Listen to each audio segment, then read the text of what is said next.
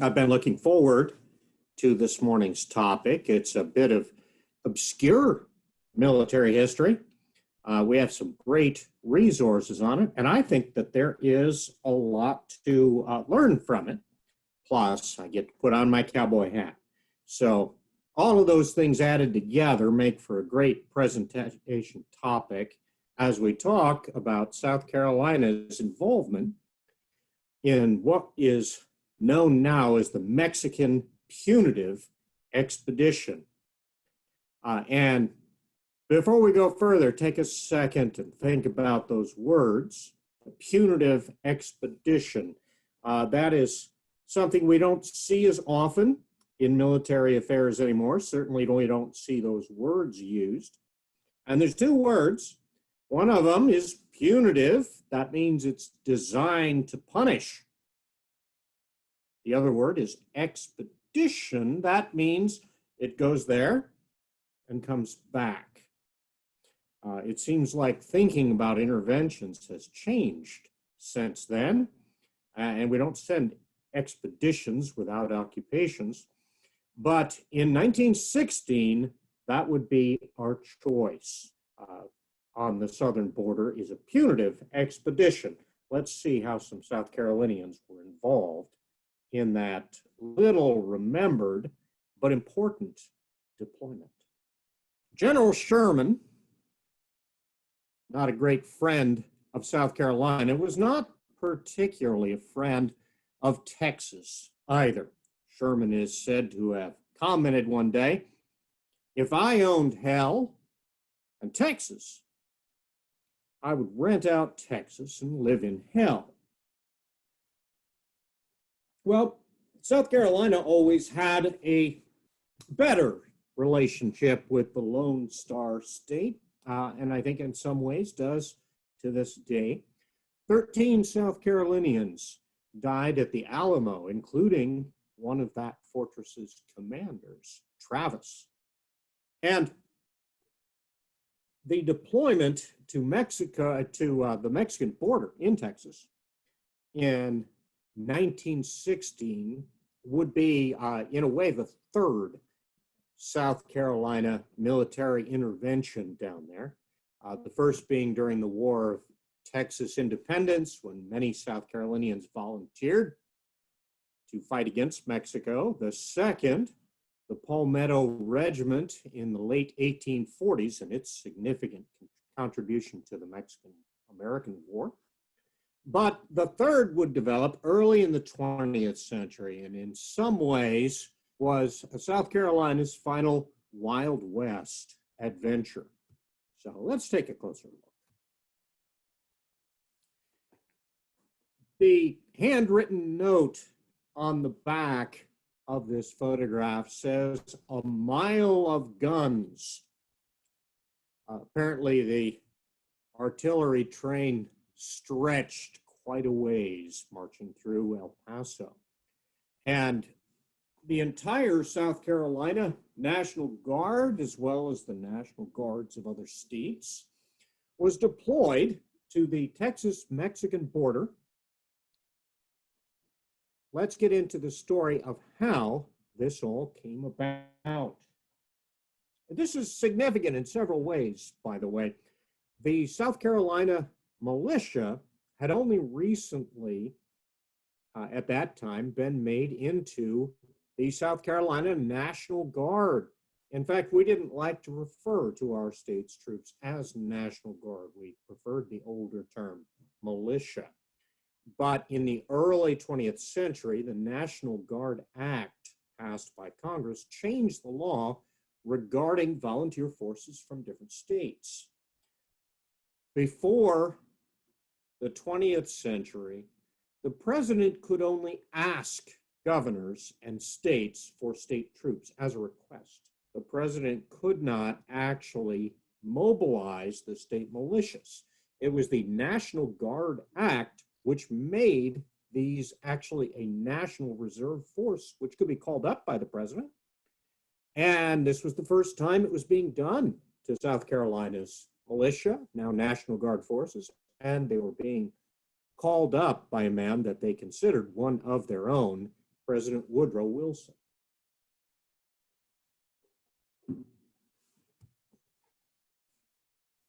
And the gentleman in the middle was the proximate cause. This is really a fascinating historical photograph. Two generals of the Mexican Revolution here. And the one in the middle is Francisco Pancho Villa.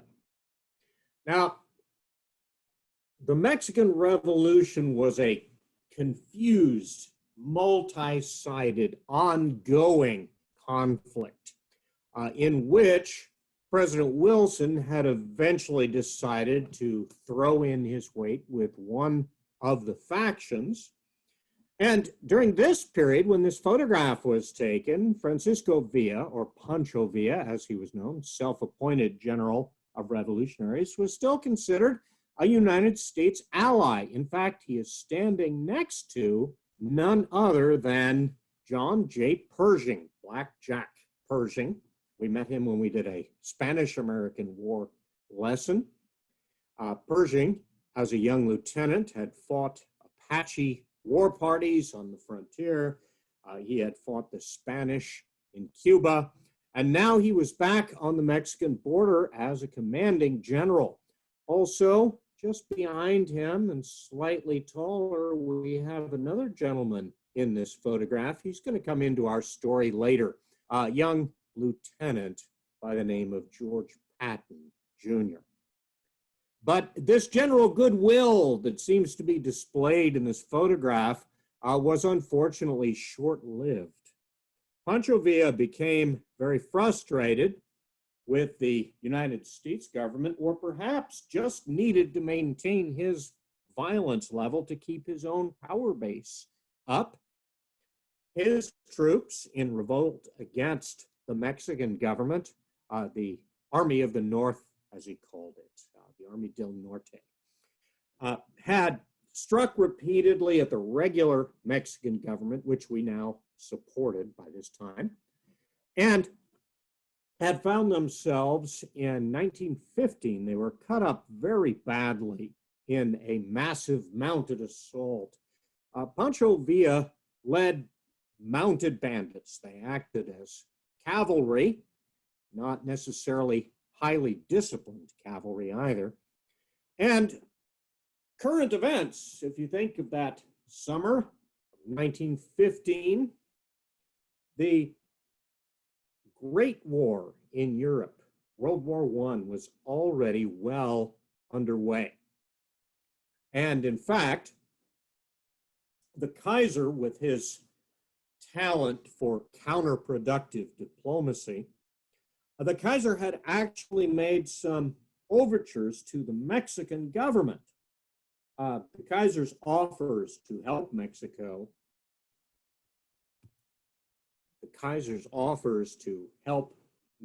are actually going to be part of what draws the United States eventually into the European war.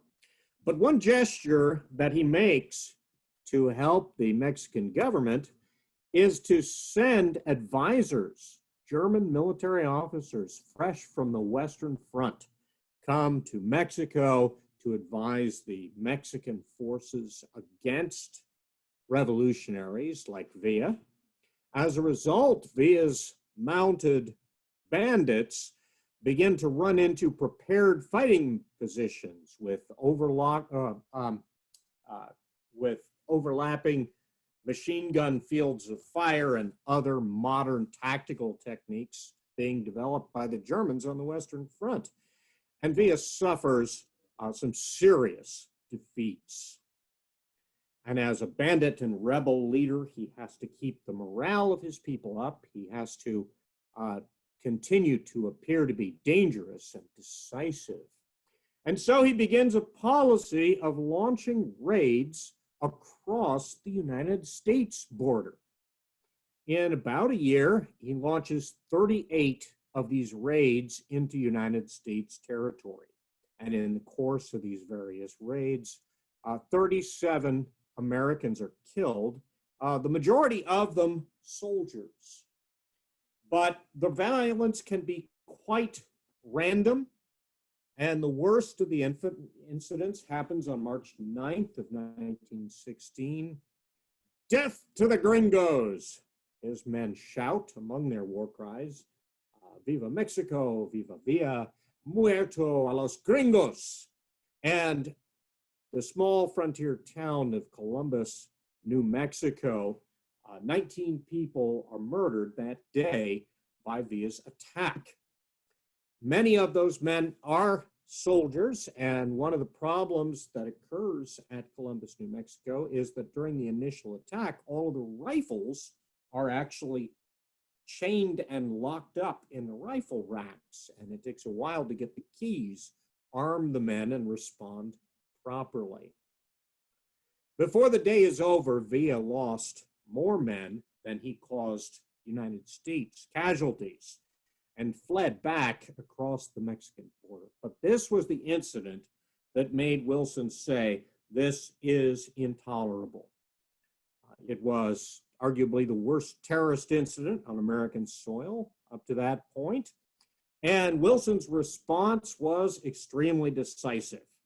John J. Pershing, he put in charge of the force that was going to drive into Mexico and get rid of this bandit revolutionary.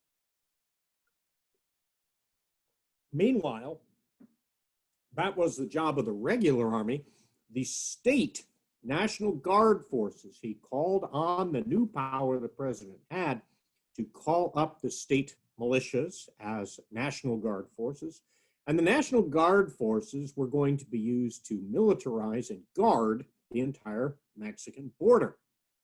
So South Carolina's men, along with others, were mobilized and sent to the Mexican border to provide the blocking force, while the regular army would provide the penetration force headed into Mexico.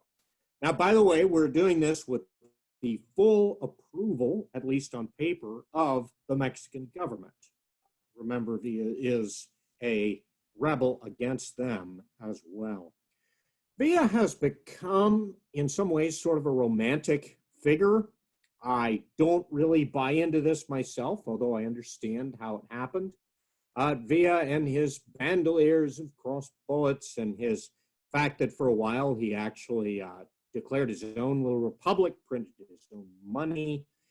In a sense, he became a folk hero. He encouraged publicity and propaganda. He pulled off occasionally rather daring stunts. And in imagination, he's often become a sort of a Robin Hood. And my opinion on that would be simply that since he never got the real presidency, he was the one faction in the multi-faction Mexican Revolution who never got to prove that he would have been just as bad as all of the others. Although I would think that studying his life and campaigns closely would certainly show that he was quite willing to kill out of hand, to kill innocents, that he was not particularly a heroic figure. Nevertheless, he has survived in folklore and song and story and legend and film as a sort of a Robin Hood figure. Villa's theme song was La Cucaracha, the cockroach. You probably heard it's sort of a familiar tune. And his point there was that he was as hard to get rid of as cockroaches are. So it was actually a boast. The raid on Columbus, New Mexico would spark national outrage and result in a very decisive action. And South Carolina's military forces would be part of this. Now, the first gentleman I'll mention, if you heard the talk on Wade Hampton, Matthew Culbraith Butler was mentioned repeatedly there. And he came back and was part of one of our Spanish-American War presentations as well. Matthew Culbraith Butler was a brave to the point of reckless Confederate cavalry commander, very distinguished officer. and his son, Matthew Colbraith Butler Jr. MC Butler Jr. would secure an appointment to West Point and be a military officer, and by all accounts, an excellent one. By 1916, he had already made a terrific record in the Spanish-American War and in the Philippines. He had risen to lieutenant colonel, and during the summer of 1916, Matthew Colbraith Butler was murdered while riding along the Mexican border. So far as I've been able to determine, this murder was never solved. Here's something one of his classmates wrote about him in the report of the Association of the Graduates of West Point. The worthy son of a distinguished South Carolina family, the soul of honor, exemplary in his habits, cheerful and genial at all times, a sincere friend and delightful companion, he always had a pleasant smile and jolly greeting for those he met, whether stranger or old friend, and did not know what it was to harbor ill will toward anyone. Of all people, he was the last we would have picked as liable to suffer such an unfair and horrible fate. Appointed to West Point on July 1st, 1883, graduated 1888, and it goes through his service, including being assigned as an aide to his own father during the Spanish-American War. Joined his regiment on the border at Texas City, Texas in September 1915, and was killed while at Alpine, Texas by a heartless fanatic on July 20th, 1916. In losing Cabby, West Point loses one of her most ardent worshipers, the class of '88, one of its most popular members, the Army, one of its most energetic and efficient officers, his wife, a loving, faithful, and devoted husband, and his son, a namesake, a father to be proud of. And the loss of Lieutenant Colonel Butler, whose name South Carolina soldiers being called up for the border would all be familiar with, is certainly one that affected them. In the previous war, among MC Butler's troops, his father's troops, had been members of the Charleston Light Dragoons, a long-standing militia unit. And here you see the CLDs, as they're called, the Charleston Light Dragoons, in the uniform they wore in the late 1700s. And then the uniform as it had been updated between the Texas War for Independence and the Mexican-American War. And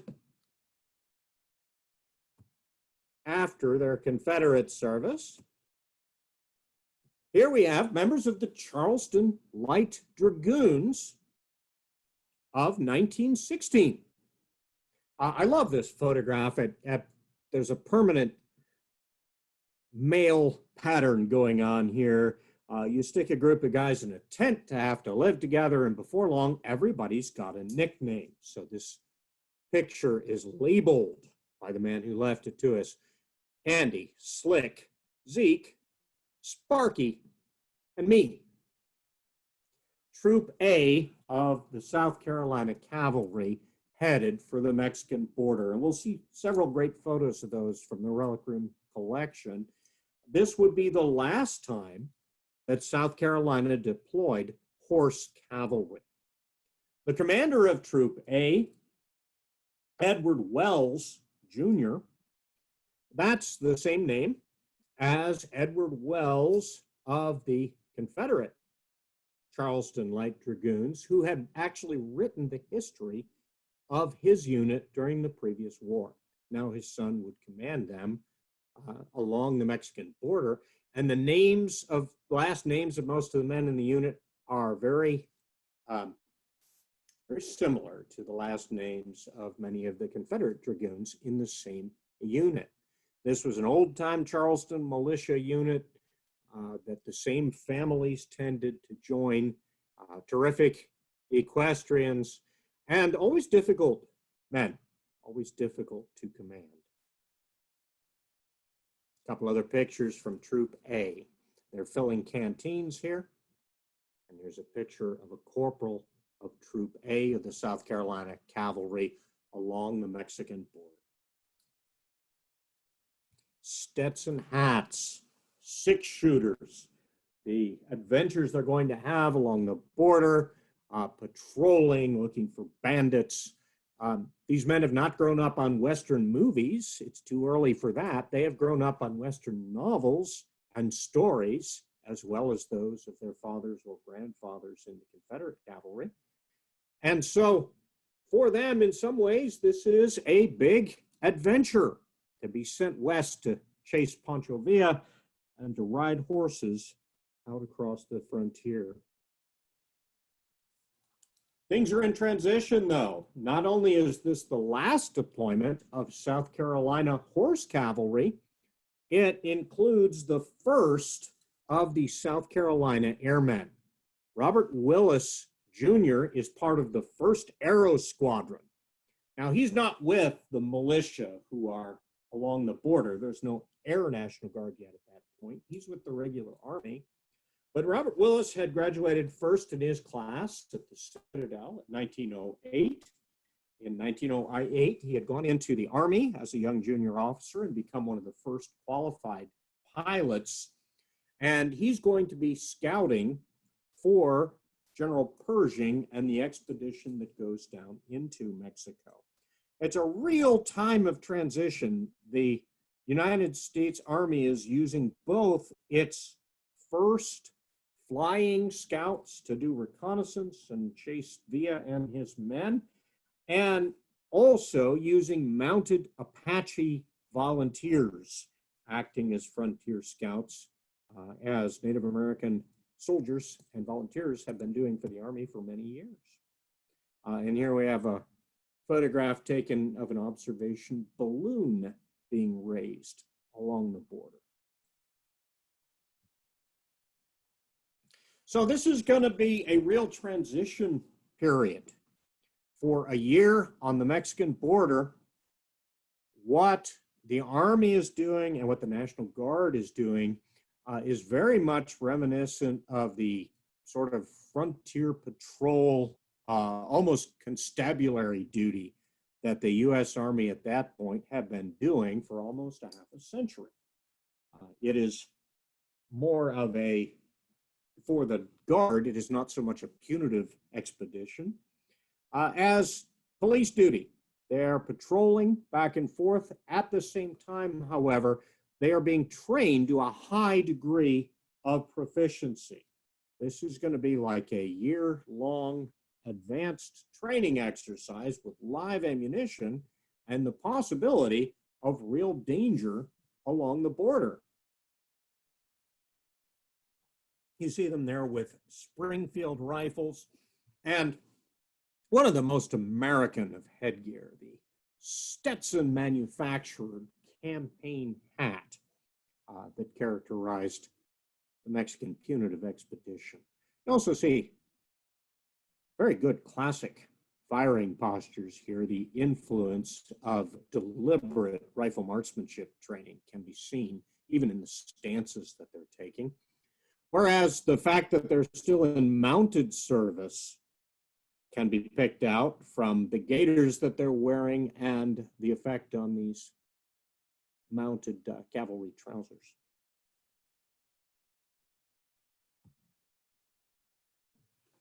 Several of the images we'll be seeing today are from this fella, Captain Robert Brown of Sumter. When the militia was called up, Robert Tillman Brown here was the officer commanding this group of men, the Sumter Light Infantry. And here they are getting their picture in front of the State House before leaving on their expedition.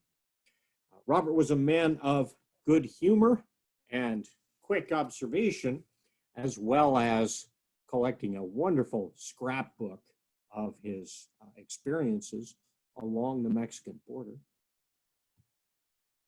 Here's a photograph taken at Camp Styx before they left South Carolina, their initial training camp as they're collected together. And I don't know if you can see what's going on here at Camp Styx. This is a game of baseball. And here is a group portrait of some of the officers. I'd love to get a better look at this flag here. We've got the national colors over here. Here we have perhaps a regimental flag. And if you look right here, there's the South Carolina crest. Let me see if I can. And here's a group of visitors stopping by the Army camp for a picnic. By the terrain, this might be in Texas already, or it might still be at Camp Styx. But speaking of Styx, Robert Brown in this photograph is carrying sort of a swagger stick, and that item actually made it into the collection of the relic room with a little engraved plate along it, the name of Camp Styx, their initial training site. These men had no idea how much of an adventure was in store for them, nor what kind, when they were first mobilized to head off to Texas. Here's another great photograph of rifle marksmanship. This position has largely gone by the wayside, but again, we're seeing very deliberate and careful attention to this basic infantry skill, going to turn out to be vital, but not in Texas. And one of the coolest items, I think, that has made it into the Relic Room's collection, I don't know if you can see the letters on these beautiful chaps. When I first saw them, I thought, Theodore Roosevelt. No, the TR here actually stands for Trinidad Rodriguez. And these chaps with their beautiful leatherworking on them were a souvenir Brown sent home from Texas, but they're a souvenir with quite a story to them. You see, Trinidad Rodriguez was one of his generals. And Robert M. Fox, my mistake. James M. Fox, Ranger Fox, became friends with Captain Brown of South Carolina. The two men shared interest in marksmanship and horsemanship. Robert's horse, Bessie, he had tremendous stories about. And through whatever reason, the two men apparently became friends and shared a bond down there on the border. This was not unusual. George Patton assigned at the same time. If you've ever seen the movie Patton or heard the stories about his carrying Colt revolvers the rest of his career, those came from Texas, and those were a gift from a Texas Ranger. Well, Robert Brown also became friends with a Ranger, and Ranger Fox would become a very famous and controversial Ranger a year after they went home in 1918, after something sometimes called the Porvenir Massacre. But Ranger Fox apparently shot the man wearing these chaps. Now, the man wearing the chaps, by the time that that individual was shot by Ranger Fox, was not Trinidad Rodriguez. General Trinidad Rodriguez had been killed in a battle about 6 months earlier. You can find today a statue to Rodriguez in his hometown in Chihuahua, Mexico, where he's remembered as sort of a romantic hero. And like many of Villa's men, he really went in for highly decorated stuff. These are really fancy. These were men who would have fancy pistols, silver-mounted saddles, a lot of portable wealth because they were always on the run. And so they really are terrific chaps, and someone, a member of his faction perhaps, took these and continued to wear them. We don't know the story behind how that man was shot dead by Ranger Fox, but as the family story came down to us, when the Ranger saw the TR and determined that these chaps had belonged to General Trinidad Rodriguez, He was interested in getting those chaps out of Texas as quickly as possible. He didn't want a vendetta started against him. So he gave them to Robert Brown with the instructions to send them home to South Carolina. Home they came, and now they're in our collection at the South Carolina Confederate Relic Room. And I do hope once we've opened up again that perhaps you'll have a chance to come in and see them at some point. And here's the young man from the photograph again, headed down with Pershing. This is not a South Carolina story, but it's an irresistible one. George Patton Jr., acting as General Pershing's aide, is very active along the border and left us some reminiscences of it.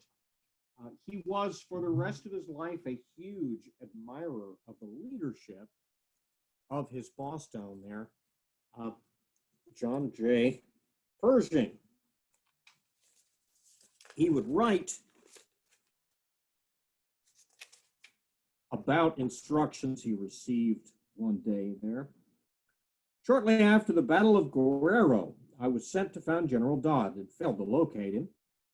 2 days later, it was requisite to send orders to the 11th Cavalry, located somewhere in Mexico to the south of us, almost a needle in a haystack. As I started, the general shook me warmly by the hand, saying, "Be careful, there are lots of Villistas." Then, still holding my hand, he said, "But remember, Patton, if you don't deliver that message, don't come back." It was delivered. There are some soft-headed and softer-hearted people who would consider this hard treatment. Neither then nor since have I so thought of it. The first duty of a commander is to his troops. The life of an officer, even a warm personal friend, cannot and must not be counted. He would have hesitated as little to send his own son on such an errand with a similar warning. All honor to him for his courage. Well, Patton was impressed by Pershing, and Patton impressed everybody else. Only a few years previously, young George Patton had gone to the Stockholm Olympics, and in that Olympics had competed in the modern pentathlon, an event whose sub-portions included fencing and revolver marksmanship, a specialty of his, a specialty which he put to use on the Mexican border, leading what would go down in history as the United States Army's first mechanized assault. No, he wasn't using this French tank. This is from World War I, a year later. Well, Lieutenant Pershing was in a Dodge touring car that day when they got a hot tip. They got information that some of Villa's top operatives were at a particular ranch, and Pershing obtained permission to launch a little raid of his own. He used the touring car to drop off some enlisted men behind the ranch house. Then he drove the car in front of it, stepped out, and took his Olympic shooting stance. As he expected, the men approaching from the rear drove the enemy out the front, and as the men headed out the front of the ranch house, Patton began to shoot them down. He would drive back into camp with the leader of the rebels over the hood of his car, the way you might bring back a deer from a hunting trip. And from then on, Pershing referred to young George Patton as "my bandit." But that rifle marksmanship practiced by the South Carolina troops, it would not be employed against the Mexicans in direct battle. The blocking force was too much of a deterrent. The National Guard was doing their job, and border raids were not being launched into U.S. territory anymore. However, they did get to practice their rifles marksmanship a little bit more on these prairie jackrabbits, which no doubt are going to improve the cuisine in the Army camp, which got boring quickly. There were some other little incidents in camp. One bit of pseudo combat that the South Carolina units saw was when a train out in the middle of nowhere where they put the army camp dropped off some New Jersey soldiers in the middle of the night to join the National Guard encampment. And the Jersey boys thought that it would be great fun to march through the South Carolina camp singing Marching Through Georgia, one of Sherman's, or a song commemorating the exploits of Sherman in the previous war. The ensuing brawl put several men in the hospital.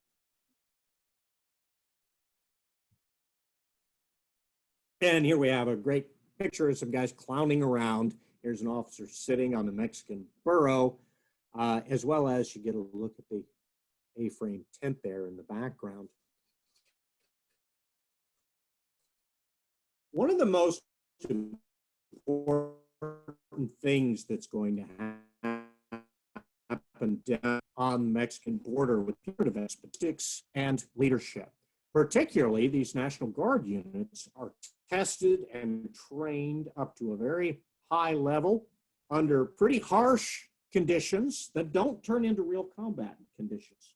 So in a way, it's a warm-up because these very same men are going to be brought home from the border and have just a few weeks off.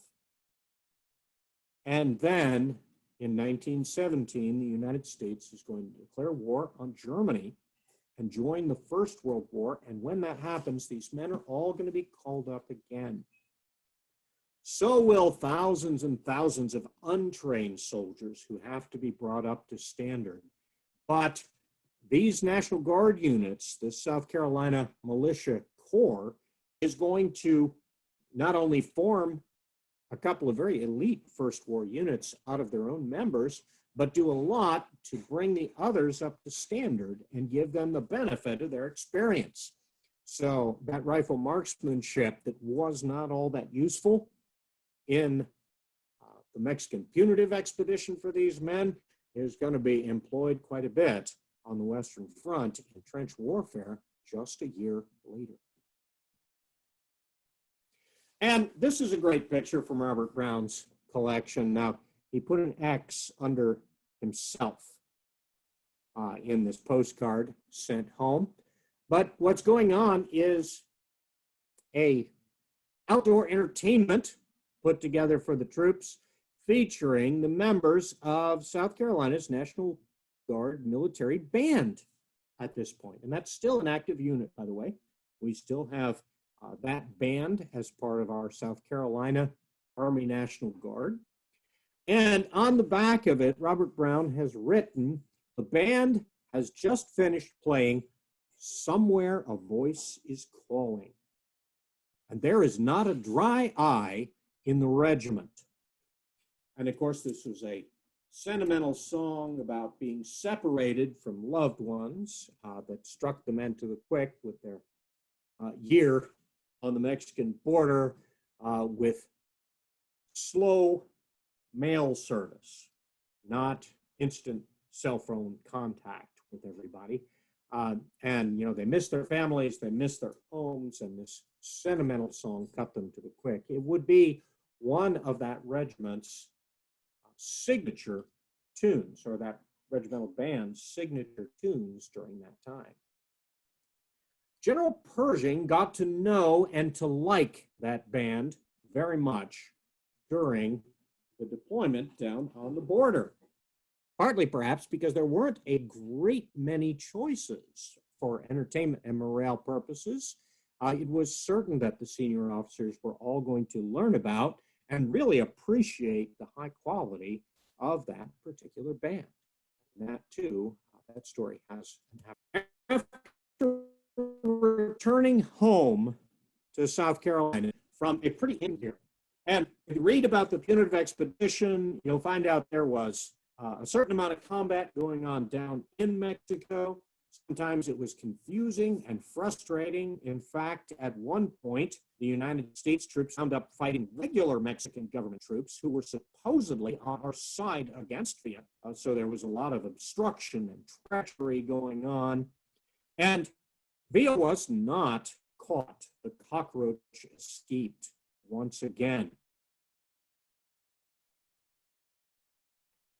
And they would not actually be apprehended for years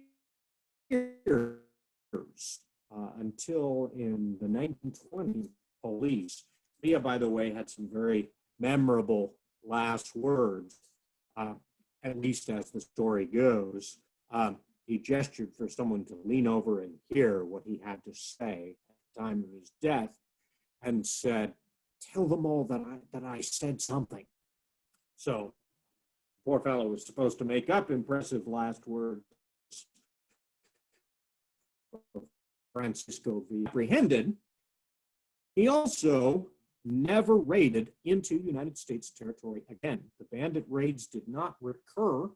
The point was made. Mexico did not become an asset for the Germans in World War I. And the training and the improved organization that the troops gained along the Mexican border became invaluable experience.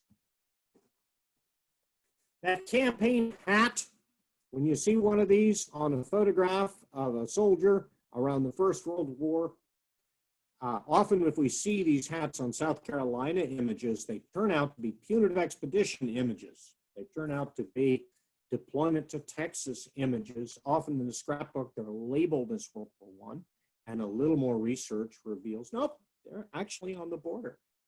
The campaign hat, that signature of American troops, would disappear when they crossed over to France and had to wear, most of the time, a metal helmet, because it was difficult to store these hats.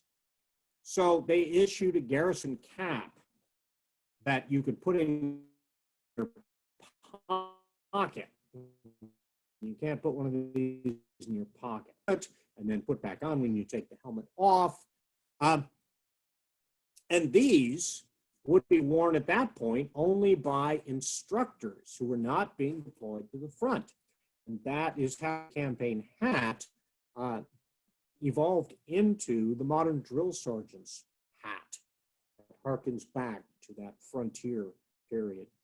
Meanwhile, the Brodie helmet, a British design helmet here, this one has the mark of it of Old Hickory on it, which is the 30th Division.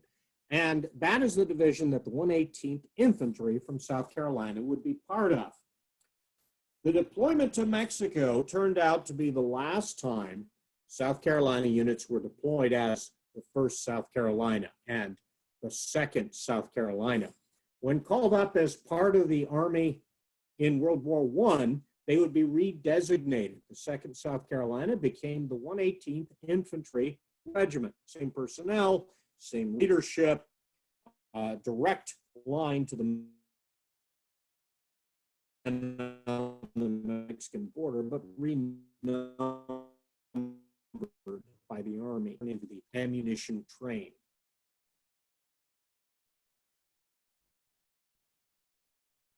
And these would be distinguished units in the First World War.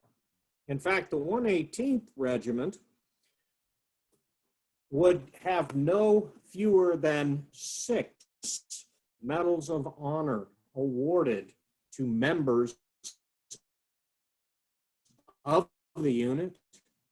Just an amazing record of heroism for a unit of that size. Heavy fighting around the Hindenburg Line in 1918, which seemed a world or even a universe away from the Wild West atmosphere that they'd been undergoing 2 years earlier. And the band went over there too. There's a band today in the United States Army that proudly refers to itself as Pershing's Own, from its connection with John J. Pershing. But while that's fair, Pershing's Own was a band that would actually be involved or be under the command of John J. Pershing after World War I. During World War I, it was that South Carolina National Guard band that Pershing often called on. Arguably, they could be referred to as the real Pershing's Own. And this beautiful banner in the Relic Rooms collection is a gift from the city of Nice, France, and painted on silk. And it shows the port of Nice in the background. And it says, the city of Nice, for the American music. And no doubt they too heard the band's rendition of Somewhere a Voice is Calling. Although there's also an account from a band member about marching through the streets of Paris when they arrived, and he proudly writes, "We gave them Dixie and plenty of it." Robert Brown, whose photographs we saw earlier, becomes the supply officer of the 118th Infantry Regiment and has a very distinguished record in combat in World War I. Robert Willis, that Citadel graduate who was flying as a scout for John J. Pershing, will rise in the air service in World War I, but will be killed in the trenches before he can go on to have a more distinguished career than he already had. The 118th and the 105th Ammunition Train both trace their lineage to those who fought along the Mexican border, and I've already mentioned that. So it's not a well-known period in United States history. It's worth learning about, and I'll be happy to try and answer any questions that have come up about this odd little topic that you all indulged me in talking about today. Any questions out there?